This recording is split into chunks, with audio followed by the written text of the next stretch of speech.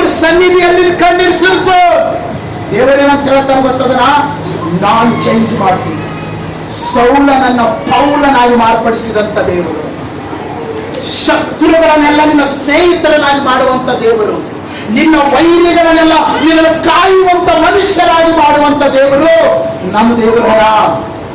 ನೀನ್ ನಡ್ಕೊಳ್ಳೋದ್ರಲ್ಲಿ ಒಂದೇ ಡಿಫ್ರೆನ್ಸ್ ಮಾಡತ್ತಿದಿ. ಹೊರಗಡೆ ಬಹಳ ಕಷ್ಟ ಪಡ್ಲತ್ತೀವಿ, ಬಹಳ ಚಿಂತೆ ಮಾಡ್ಲತ್ತೀವಿ, ಬಹಳ ವೇದನೆ ಮಾಡತ್ತೀವಿ, ಬಹಳ ನಷ್ಟ ಅನುಭವಿಸ್ಲತ್ತೀವಿ. ಆದ್ರೆ ದೇವರ ಸನ್ನಿಧಿಯಲ್ಲಿ ಕಡ್ಡಿಗೆ ಎಣಿಸ್ಲತ್ತೀವಿ, ಅಲ್ಲೇ ನೀ ಕಳ್ಕೊಳತ್ತಿದ್ಯಲ್ಲ. ದೇವರೇನಂತ ಹೇಳ್ತಾನ? ಚಿಂತೆ ಮಾಡಬೇಡ, ನೀನು ಯಾವುದ್ರ ಬಗ್ಗೆ ಚಿಂತೆ ಮಾಡಬೇಡ, ಮೊದಲು ನೀನು ರಕ್ಷಣೆ. ಅದೊಂದು ವಾಕ್ಯ ಓದಮ್ಮ.